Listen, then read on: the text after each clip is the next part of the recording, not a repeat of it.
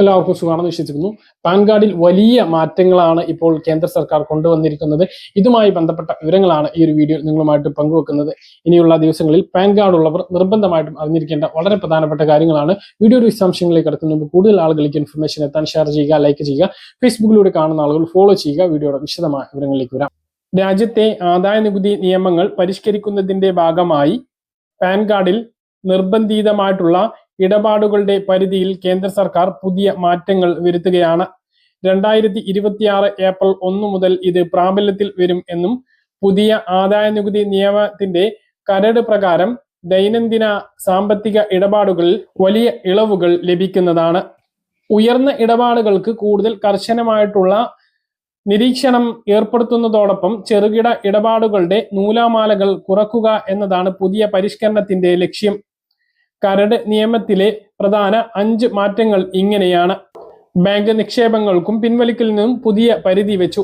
നിലവിൽ ഒരു ദിവസം 50,000 രൂപയ്ക്ക് മുകളിൽ ബാങ്കിൽ നിക്ഷേപിക്കാൻ പാൻ കാർഡ് നിർബന്ധമാണ്. എന്നാൽ പുതിയ നിയമപ്രകാരം ഒരു സാമ്പത്തിക വർഷത്തിനുള്ളിൽ ആകെ 10 ലക്ഷം രൂപയോ അതിലധികമോ നിക്ഷേപിക്കുകയോ പിൻവലിക്കുകയോ ചെയ്യുമ്പോൾ മാത്രം പാൻ കാർഡുകൾ നൽകിയാൽ മതി എന്നുള്ളതാണ്. ഇത് വലിയ ആശ്വാസമാണ്.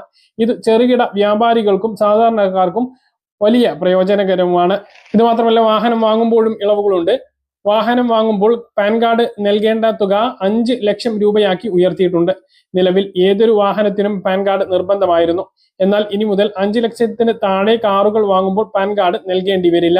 അതേസമയം ഉയർന്ന വിലയിലുള്ള ഇരുചക്ര വാഹനങ്ങൾ വാങ്ങുമ്പോൾ പാൻ കാർഡ് നിർബന്ധമാക്കും. അതുപോലെ ഹോട്ടൽ ബില്ലുകൾക്കും ആഘോഷങ്ങൾക്കും പരിധി പുനഃക്രമീകരിച്ചിട്ടുണ്ട്. ഹോട്ടലുകൾ, റെസ്റ്റോറന്റുകൾ, ബാങ്കറ്റ് ഹാളുകൾ എന്നിവകളിലെ പണമിടപാടുകൾക്ക് നിലവിൽ 50,000 രൂപ എന്നുള്ളത് 1 ലക്ഷം രൂപയാക്കി ഉയർത്തിയിട്ടുണ്ട്.